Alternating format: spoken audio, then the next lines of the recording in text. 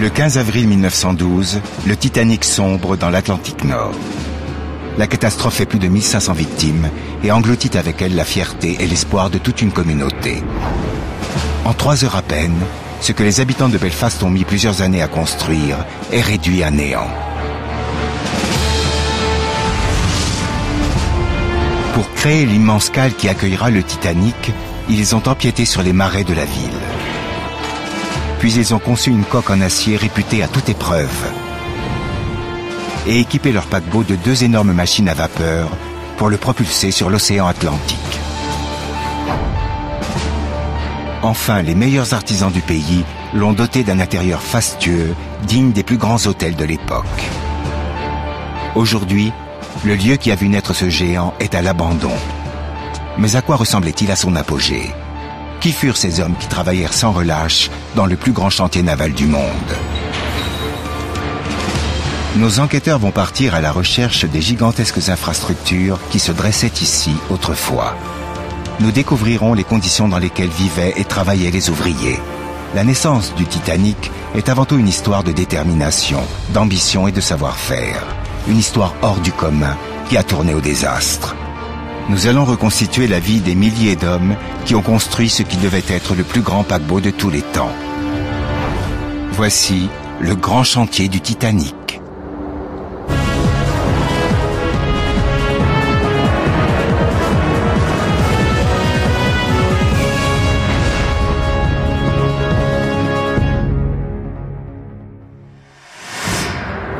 Le chantier naval Harland et Wolff de Belfast, en Irlande du Nord. C'est ici qu'est né le Titanic. À l'époque, la ville de Belfast est un port dynamique où transitent des marchandises des 4 coins de l'Empire britannique. Mais son littoral n'a pas toujours été aussi développé qu'aujourd'hui. À l'aube du XXe siècle, la ville ne possède pas encore de port assez grand pour accueillir un bâtiment de la taille du Titanic.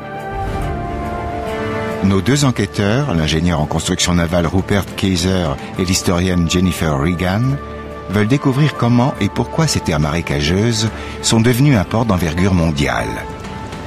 Ils veulent comprendre dans quel contexte le Titanic a vu le jour.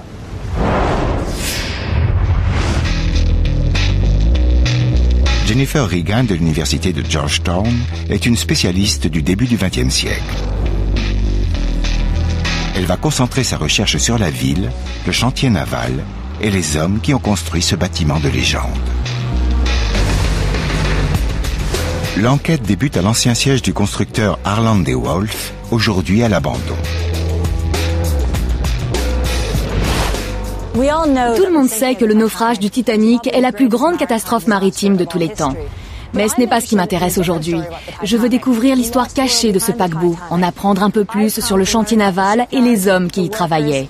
Avant toute chose, je veux savoir comment ce projet a germé. Pourquoi la société Harland et Wolff a-t-elle décidé de construire ici à Belfast le plus grand bateau qu'on ait jamais vu?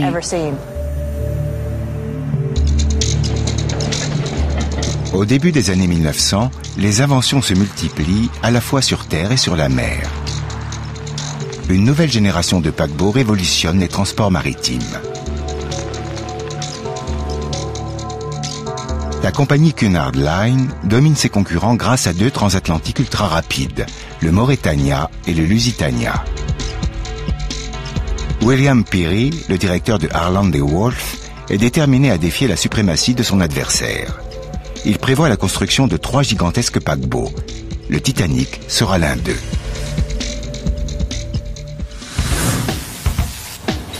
Bien sûr, ces bateaux seront entièrement assemblés à la main, sans aucun des outils dont nous disposons actuellement.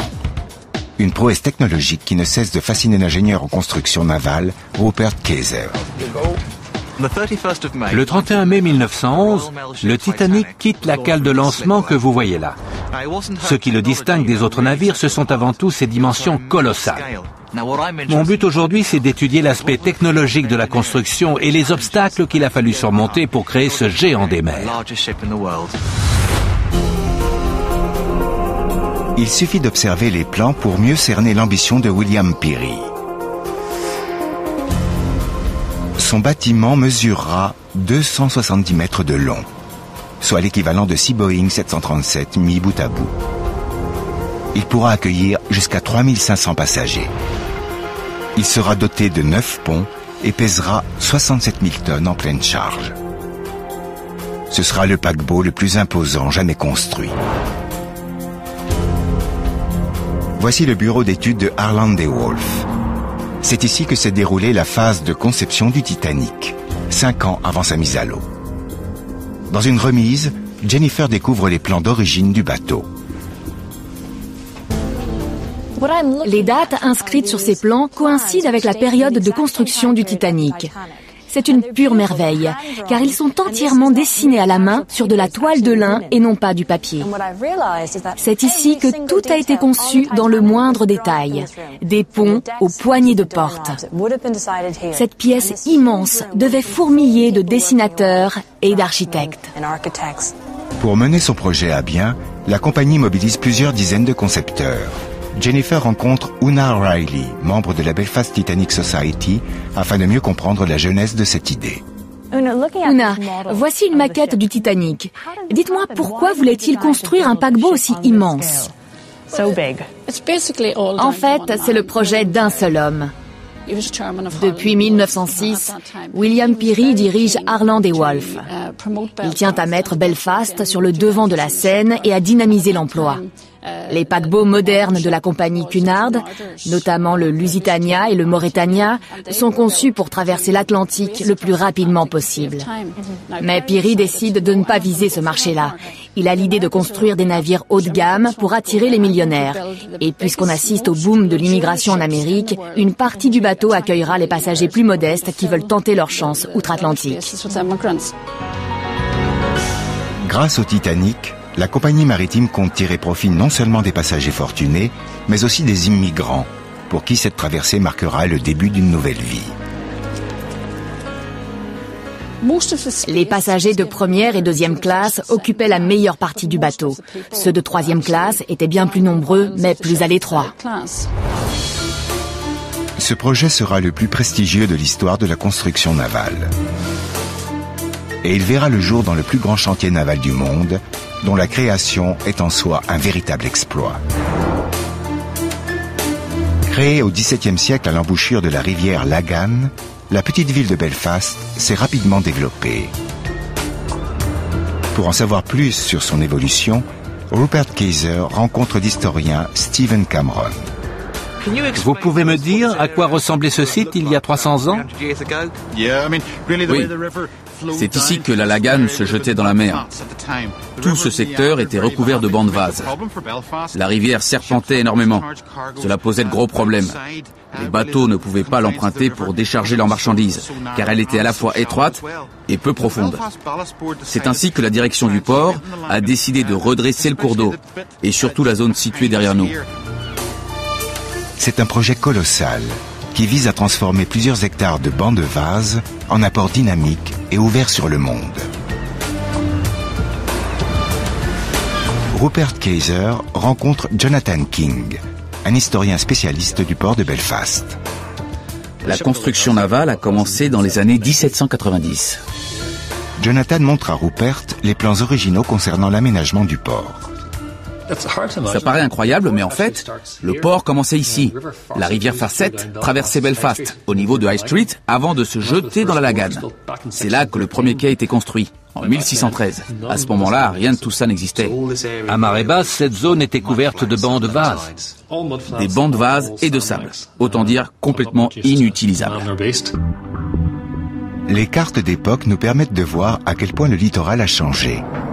Les autorités portuaires ont ordonné la création d'un canal entre Belfast et la mer. La vase dégagée lors des travaux de dragage a servi de remblai pour agrandir le port.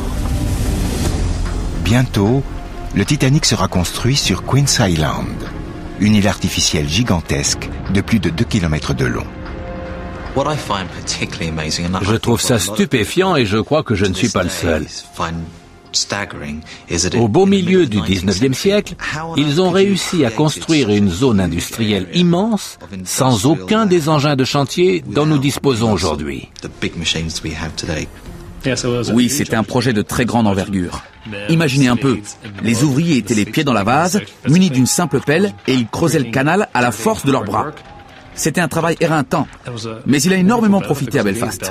C'est ce qui a permis l'essor du secteur de la construction navale. En 1909, le port de Belfast fonctionne à plein régime. Les ouvriers sont fiers de leur chantier naval et attendent avec impatience que débute la construction du Titanic. Sans se douter de l'issue tragique de cette aventure, ils s'apprêtent à faire du rêve de William Peary une réalité.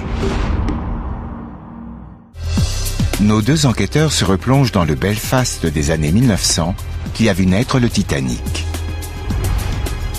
Quelques années avant que ne débute ce chantier colossal, les autorités portuaires commandent la création d'un port capable d'accueillir les navires de haute mer. Mais aucune compagnie n'a jamais construit de paquebot de cette envergure. L'étape suivante sera donc de bâtir un chantier naval à la hauteur du projet. Un immense échafaudage en acier, appelé portique, sera érigé au-dessus des cales pour faciliter le montage de la coque. Una Riley, membre de la Belfast Titanic Society, emmène Jennifer Regan voir ce qu'il en reste aujourd'hui. Là, on vient de quitter le siège de la compagnie Harland & Wolff, où les plans du navire ont été dessinés.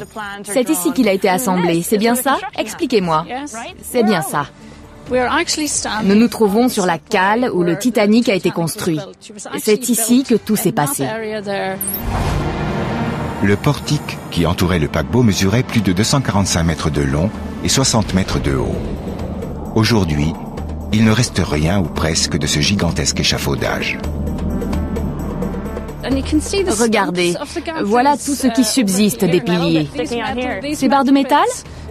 Oui, et dire qu'ils se dressaient à plusieurs dizaines de mètres dans le ciel. Aujourd'hui, le site est complètement désaffecté. Oui, c'est vrai. Mais dans les années 1900, il devait accueillir des centaines d'ouvriers. Oui, bien sûr. Le chantier fourmillait d'activités. Et certains s'affairaient tout en haut des portiques, tandis que d'autres conduisaient les grues ou posaient les rivets. C'était un endroit bruyant et extrêmement dangereux. Le portique a dominé le paysage de Belfast pendant 60 ans. Il était équipé de 16 grues, de monte-charge et de plusieurs passerelles. Et son poids total excédait 6000 tonnes. Rupert Kieser s'entretient avec George McAllister, un ancien employé du chantier naval. Ça devait être impressionnant la première fois qu'on arrivait sur le chantier. Un énorme échafaudage en acier qui abrite 2 paquebots en construction, ça force le respect. Je suis arrivé ici à l'âge de 16 ans. Ce qui m'a surtout frappé, c'est le vacarme et le nombre d'ouvriers qui travaillaient sur ce site. Le bruit du chantier est assourdissant et résonne dans tout Belfast. La première chose qu'on entendait, c'était les coups de marteau sur les plaques d'acier pour mettre les rivets en place. Les riveurs martelaient à longueur de journée. Les pauvres, ils travaillaient sans relâche et ils en sont devenus sourds, complètement sourds. Ils n'avaient rien pour se protéger les oreilles? Rien du tout. Pas de casque anti-bruit, ni de chaussures de sécurité, pas de gants, pas de casque de chantier, rien. En 1910, la construction navale est le principal secteur d'activité de Belfast. La main-d'œuvre provient essentiellement de la communauté protestante, regroupée à l'est de la ville. Jennifer et Una arpentent le quartier où vivaient une grande partie des ouvriers du Titanic. Una, les milliers d'employés de Harland & Wolff vivaient dans des rues comme celle-ci? Oui, tout à fait. Ces alignements de maisons sont typiques de ce quartier ouvrier. C'est ici que vivaient les hommes qui travaillaient sur le chantier. Ces logements rudimentaires, équipés d'un poêle à charbon et éclairés à la bougie, ne comportaient pas de sanitaire. Ils ne comptaient que 4 pièces, mais accueillaient souvent des familles nombreuses. Vous seriez étonné du nombre de personnes qui vivaient là-dedans. Certaines familles avaient 6 enfants, si ce n'est plus. Plusieurs milliers d'ouvriers travaillaient pour Harland & Wolff et ils vivaient tous dans des rues semblables à celle-ci? Oui, c'est vrai. La construction du Titanic entraîne une croissance de l'emploi sans précédent à Belfast. Pour suivre le rythme, des maisons, des magasins, des écoles et des églises voient rapidement le jour. Un peu partout en ville fleurissent de nouveaux lotissements pour accueillir les ouvriers et leurs familles. Aujourd'hui, la plupart des logements ont été rénovés, Mais en y regardant de plus près, les rues regorgent d'indices qui racontent le Belfast des années 1900. Voici une photo prise au tournant du XXe siècle. La rue dans laquelle nous nous trouvons actuellement n'a pas beaucoup changé. Vous avez raison. Les pavés d'origine sont toujours là, sans parler des réverbères. Ils sont magnifiques. Oui, à l'époque, ils fonctionnaient au gaz. C'est vraiment merveilleux qu'ils soient toujours là. Est-ce que le quartier ressemblait à ça lorsque Harland et Wolff était à son apogée? Oui, absolument. Avec un peu d'imagination, il suffirait d'enlever les poteaux et les câbles électriques pour ne garder que les réverbères et on se retrouverait au temps du Titanic. Toutes ces maisons seraient peuplées d'ouvriers. Aujourd'hui, le chantier naval n'est plus le principal employeur de Belfast. D'autres industries l'ont supplanté. Mais au début du XXe siècle, il faisait partie intégrante du quotidien des travailleurs. S'il y a bien quelque chose que cette promenade dans les rues de Belfast m'a fait comprendre, c'est à quel point les ouvriers vivaient dans l'ombre de Harland et Wolff. De chez eux, ils voyaient les échafaudages de la compagnie. Ils marchaient ou prenaient le tramway ensemble pour se rendre au travail. Quant à ces rangées de maisons, elles renforçaient les liens au sein de la communauté. Le chantier naval, c'était toute leur vie. En 1910, Harland et Wolff emploient 15 000 ouvriers pour la construction du Titanic et de son jumeau, l'Olympique. Leurs méthodes de fabrication sont éprouvées. Ils commencent par poser la quille, puis ils construisent la coque par-dessus, qu'ils recouvrent ensuite d'une structure d'acier.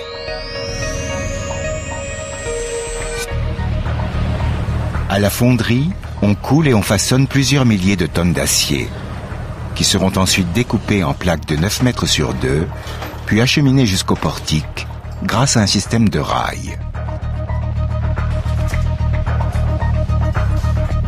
Lorsque les plaques d'acier sont en place, il ne reste plus qu'à les riveter. Sur le site aujourd'hui à l'abandon, il suffit de se pencher pour retrouver les vestiges de ce chantier. Vous cherchez des indices? Je vais vous en donner.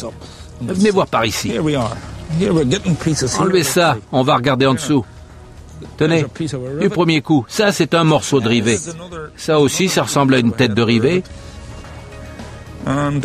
Ici, on a des écrous, des boulons, une rondelle plate et un autre écrou. C'est possible que ces pièces aient servi à la construction de l'Olympique ou du Titanic? Le Titanic est parti de cette cale de lancement, c'est tout ce que je sais. Je ne peux pas vous garantir que ces pièces provenaient de là, mais on peut le supposer. Sans doute. Au total, la coque du paquebot aura nécessité la pose de 3 millions de rivets. Aujourd'hui encore, on peut trouver d'autres indices, le long des rails qui servaient à déplacer les 50 grues d'un bout à l'autre du chantier naval. 3 d'entre elles sont toujours en place. Elles fonctionnaient à la vapeur. Ce sont les 3 dernières grues à vapeur de la compagnie Harland. Elles ont participé à la construction du Titanic. Lorsqu'il travaillait ici, dans les années 70, George McAllister conduisait une grue identique à celle-ci. Derrière vous, c'est la chaudière. C'est elle qui produisait la vapeur. Le grutier actionnait les leviers pour déplacer la flèche.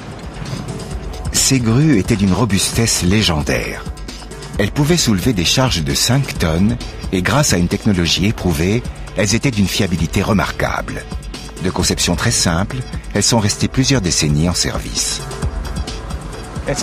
C'est fou quand on pense qu'elles ont aidé à construire un navire de légende. Et voilà comment se termine leur carrière. Les ouvriers devaient eux aussi faire preuve d'une grande résistance. Leurs conditions de travail étaient particulièrement éprouvantes. Quand le chantier naval a ouvert ses portes au 19e siècle, les hommes travaillaient de 6 heures du matin à 8h15 le soir, 5 jours par semaine. 15 heures par jour. Et le samedi, de 8 heures du matin à 4 heures de l'après-midi. C'était un métier dangereux. Il y a eu beaucoup de blessés entre les fragments de métal qui volaient en tous sens et les boulons qui tombaient de 60 mètres de haut. Mais c'était le prix à payer pour toucher son salaire. Harland et Wolff était un employeur exigeant, qui octroyait peu de droits à ses ouvriers. Tous les matins, les hommes faisaient la queue pour décrocher du travail. Les heureux élus se voyaient remettre ceci. C'est quoi? Une petite carte en bois avec un numéro gravé dessus. 35 315. Chaque carte portait un numéro unique. Il fallait la montrer à diverses occasions. Quand on voulait aller aux toilettes, par exemple. Les ouvriers avaient le droit d'y passer 7 minutes par jour, pas une de plus.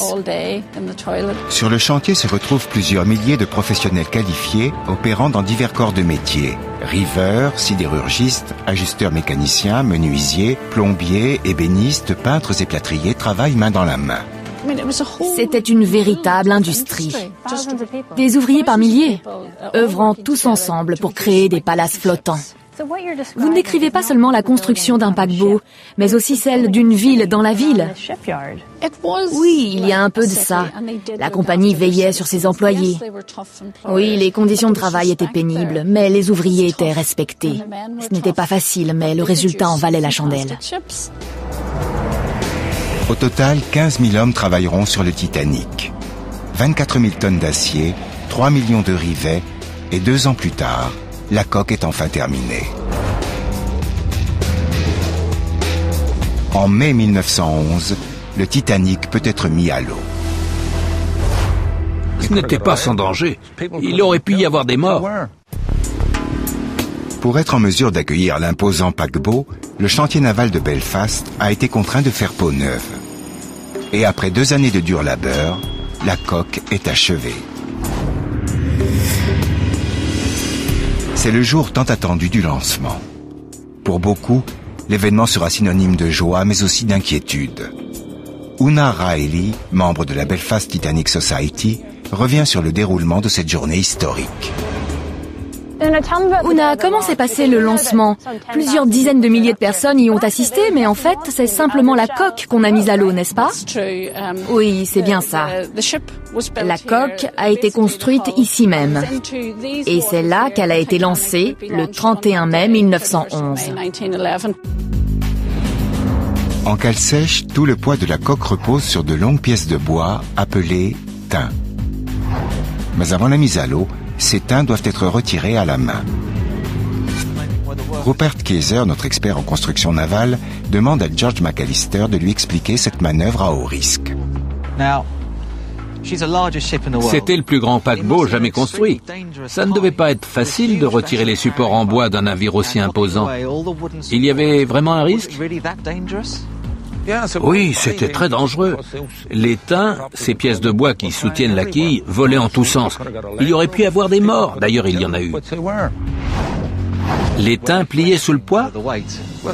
Au fur et à mesure qu'on les retirait, le poids du bateau reposait sur les tins restants. La pression était si forte que certains étaient projetés. Projetés? Oui, un peu partout. Le 31 mai 1911, à 12h14 précise, Lord Peary, le directeur de Harland et Wolff, donne l'ordre du lancement. La mise à l'eau du Titanic est un moment décisif. En 62 secondes, la coque de 24 000 tonnes glisse de sa cale de lancement vers la rivière Lagan. En ce grand jour, les habitants de Belfast sont fiers, heureux et plein d'espoir. Mais un tragique accident viendra assombrir cette journée de liesse. Un des charpentiers désignés pour retirer les tins sera écrasé par une pièce de bois et y perdra la vie. Le Titanic fera sa première victime avant même d'être mis à l'eau. Immédiatement après le lancement, les ouvriers s'attellent à équiper le paquebot. Ils installent les ancres ainsi que 4 cheminées colossales. Seules 3 d'entre elles ont une fonction pratique. La 4e est factice et sert uniquement à rendre le Titanic aussi impressionnant que ses adversaires. 2 énormes machines à vapeur le propulseront sur l'océan Atlantique. Elles seront alimentées par 29 chaudières et 159 foyers. En mer, 160 chauffeurs auront pour rôle de les approvisionner. Pour cela, ils utiliseront pas moins de 600 tonnes de charbon par jour. Les 2 machines mesurent plus de 9 mètres de haut. À l'époque, ce sont les plus grandes jamais construites. Leur conception est semblable aux machines à vapeur de ce musée londonien. Rupert y rencontre l'ingénieur Dick Fillery, qui lui explique à quoi ressemblait la salle des machines du Titanic. Ça, c'est un petit modèle à triple expansion. Les machines du Titanic étaient 5 fois plus longues et 4 fois plus hautes. Elles étaient équipées de 3 ou 4 passerelles qui permettaient d'atteindre le haut de l'appareil. Et comme la chaufferie était une pièce très sombre, ces deux colosses se dressaient dans l'obscurité et paraissaient encore plus imposants qu'ils ne l'étaient vraiment. Lorsqu'elle fonctionnait, elle faisait trembler tout le navire. Pour certains, la salle des machines était un lieu effrayant. À première vue, les machines du Titanic peuvent paraître dépassées. Alors que la compagnie Cunard Line a doté ses paquebots de turbines, Harland & Wolff mise tout sur une technologie traditionnelle qui a maintes fois fait ses preuves. Pourquoi ont-ils choisi ce type de machine ? C'était efficace, ça consommait moins de combustible qu'une machine simple et surtout c'était une technologie éprouvée qui existait depuis des années. On savait comment les monter et comment les faire fonctionner. La fiabilité, c'est essentiel pour une compagnie maritime. Le Titanic est également équipé d'une turbine à basse pression, alimentée par la vapeur des deux machines alternatives et qui fait fonctionner l'hélice centrale quadripale. C'est surprenant. Au début du XXe siècle, on utilisait soit des machines alternatives, soit des turbines. Pourquoi ont-ils combiné les deux ? Pour une question de rendement. Quand un paquebot part en mer, il faut transporter la totalité du combustible. Or, moins on prend de charbon, et plus on a de place pour les passagers et les marchandises.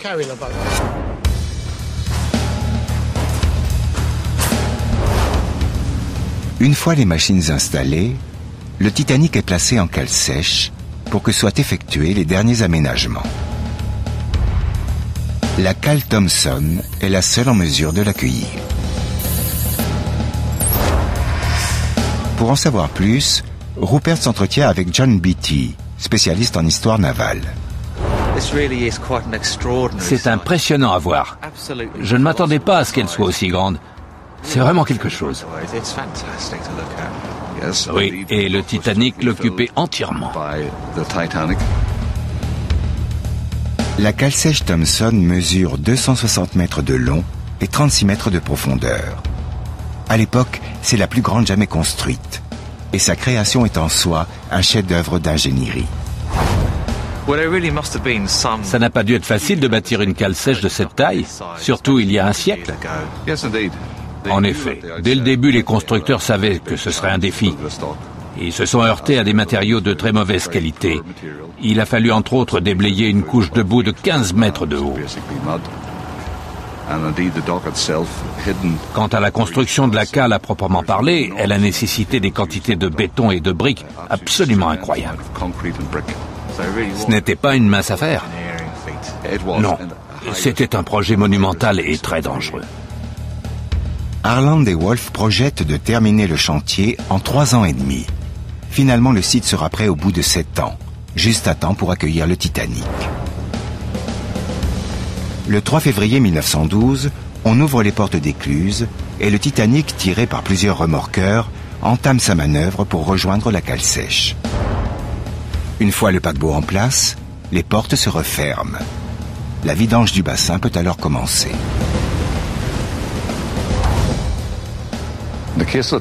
Dans ce cas précis, il y avait 87 millions de litres d'eau à vidanger. 87 millions ? Oui. Techniquement, la station de pompage aurait pu tout pomper en 1 heure et 40 minutes. Mais en fait, la prudence était de mise. Il ne fallait pas aller trop vite pour que le paquebot puisse reposer uniformément sur l'étain. Finalement, l'opération durera 12 heures. Ce qui a compliqué la manœuvre, c'est la taille du Titanic, sans parler de sa grande valeur. Quand on a affaire à un paquebot de plus de 50 000 tonnes, on n'a pas le droit à l'erreur. Il faut garantir la stabilité du bateau et éviter à tout prix de l'endommager lors de son séjour en cale sèche. Les ouvriers peuvent maintenant mettre la dernière main au Titanic. Ils posent les 3 hélices, réalisent l'installation électrique et peignent la coque. En mars 1912, les principaux travaux de construction sont terminés. La dernière étape, et non des moindres, sera de transformer le paquebot en un véritable palace flottant. Et pour y parvenir, la compagnie ne regarde pas à la dépense.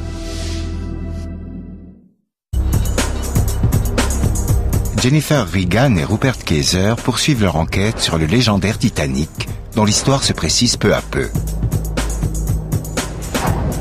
Ces constructeurs veulent en faire le navire le plus grand et le plus luxueux jamais créé. Je voudrais en savoir un peu plus sur les aménagements intérieurs du paquebot. On ne peut pas dire que Harland et Wolff aient lésiné sur les moyens. Ils ont embauché plusieurs milliers de maîtres artisans pour le décorer. Je veux mieux comprendre leur travail. Pour cela, je vais me replonger dans leur univers. L'historienne retrouve Una Riley à l'hôtel de ville de Belfast. Cet édifice a ouvert ses portes en 1906, soit 1 an avant que le projet du Titanic ne soit conçu. Aujourd'hui, il offre un aperçu du savoir-faire et de l'excellence des artisans de l'époque. Des murs lambrissés au plafond décoré, en passant par les luminaires et le mobilier, rien n'est laissé au hasard. Avant d'aménager le Titanic, la plupart des artisans ont travaillé ici même. Il paraît qu'on surnomme cet endroit le Titanic de pierre. Pourquoi? Tout simplement parce qu'il a été construit quelques années avant le Titanic. William Peary, qui a été Lord maire de Belfast, a participé au projet de construction de l'hôtel de ville. On suppose qu'il s'en est inspiré pour les aménagements intérieurs du paquebot.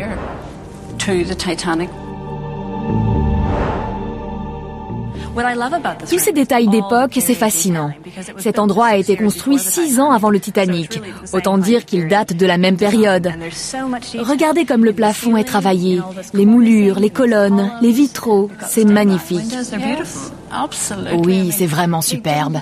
Dans le Belfast du début du XXe siècle, on ne faisait pas les choses à moitié. On exigeait le fin du fin en matière de décoration. Et évidemment, cela vaut aussi pour le Titanic.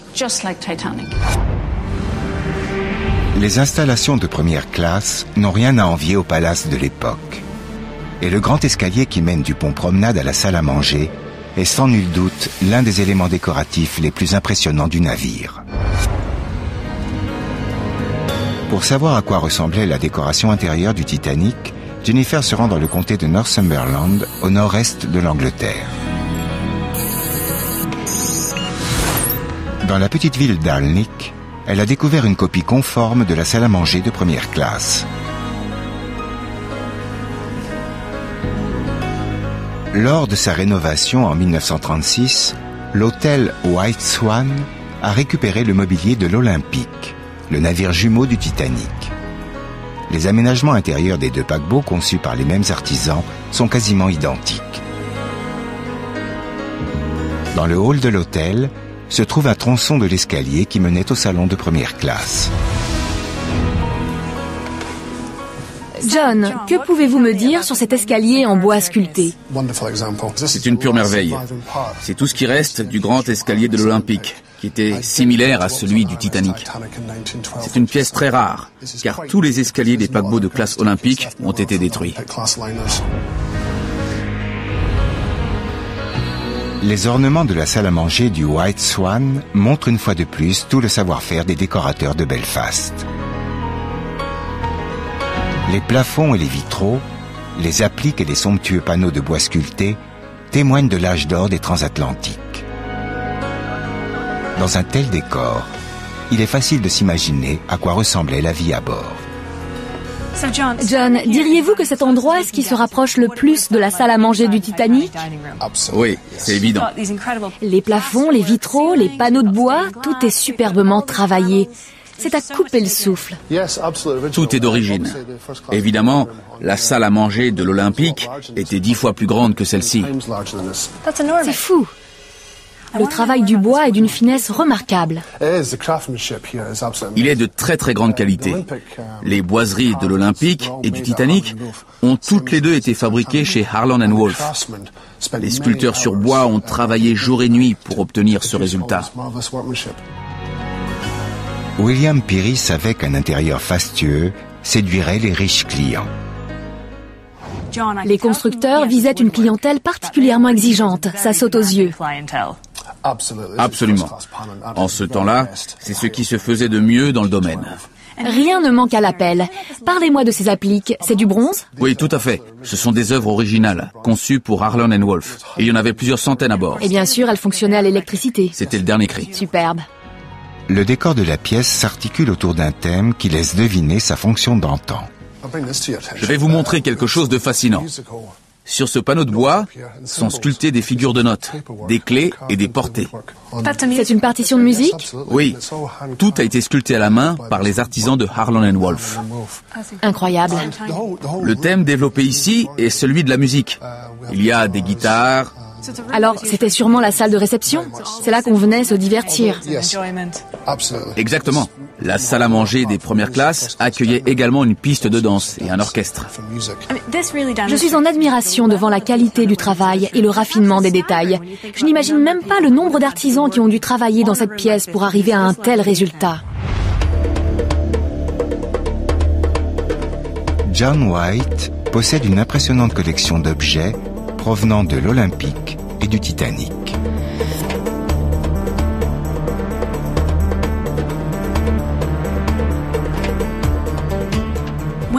L'aménagement de ces transatlantiques a demandé un travail phénoménal. Tous les corps de métier ont été sollicités pour confectionner les ferronneries, la verrerie, la porcelaine. Même les poignées de porte sont travaillées. Tout cela montre l'importance qu'avait le Titanic pour Belfast. C'est en partie grâce à lui que la ville s'est développée. Le 2 avril 1912, à 20h précises, le Titanic quitte Belfast pour rejoindre Southampton, au sud de l'Angleterre. Quelques jours plus tard, il accueillera les passagers de son voyage inaugural. Il prend la mer le 10 avril 1912, porté par l'espoir et l'ambition de toute une génération. Mais 5 jours plus tard, l'espoir cède la place à la tristesse. La nouvelle se répand comme une traînée de poudre. Le Titanic, réputé insubmersible, a fait naufrage. Il aura fallu 4 ans à William Peary, le directeur de Harland & Wolff, pour réaliser son rêve. Construire un nouveau transatlantique pour la compagnie maritime White Star Line. Au total, 15 000 ouvriers ont participé au chantier. Ils ont assemblé ce géant des mers plaque par plaque, rivet par rivet. Le Titanic n'a plus aucun secret pour eux et ils sont incroyablement fiers de leur exploit. C'était un véritable chef-d'œuvre. Ces hommes ont construit le plus grand bateau de l'époque, ni plus ni moins. Il n'y a pas à dire, ils ont fait de l'excellent travail.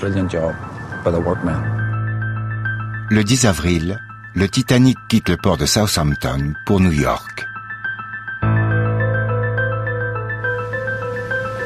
Ce luxueux paquebot surpasse ses concurrents en termes de taille et de technologie.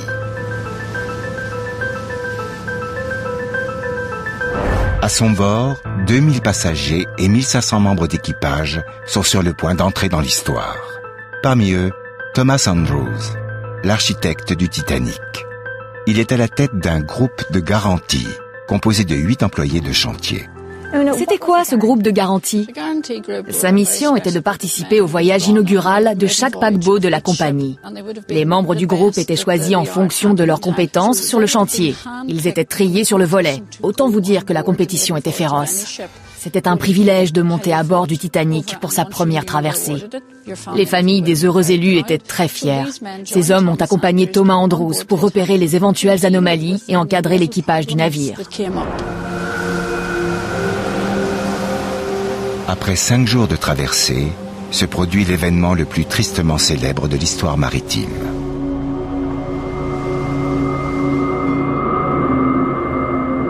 La collision avec un iceberg cause des dégâts irréparables. Le Titanic sombre en 3 heures, faisant près de 1500 victimes.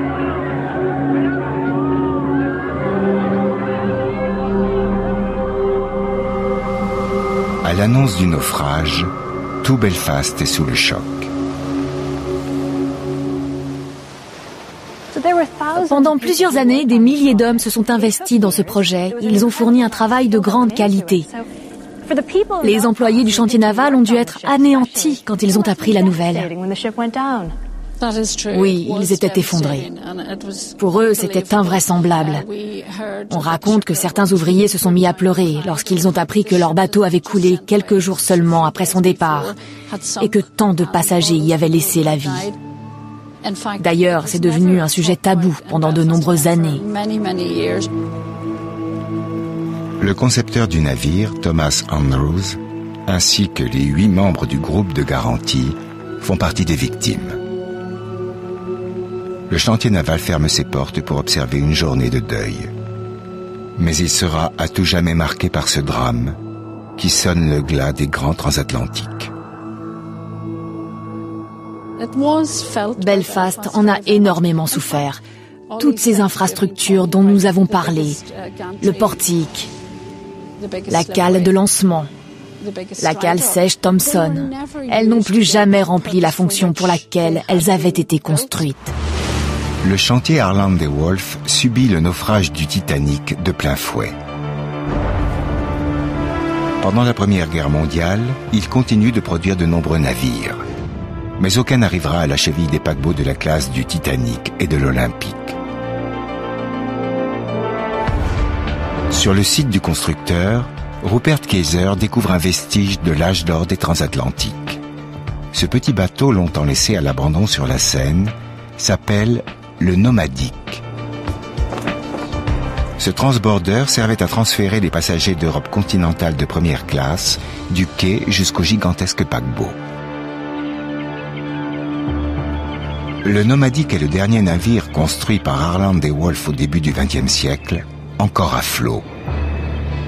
Aujourd'hui, plusieurs associations se battent pour qu'il soit restauré et retrouve sa splendeur d'antan. L'historien Stephen Cameron explique à Rupert pourquoi il était important que ce transborder retourne à Belfast. Les plaques d'acier et les rivets de ce bateau ont été fabriqués en même temps que ceux de son grand frère, le Titanic. Le voilà enfin de retour chez lui.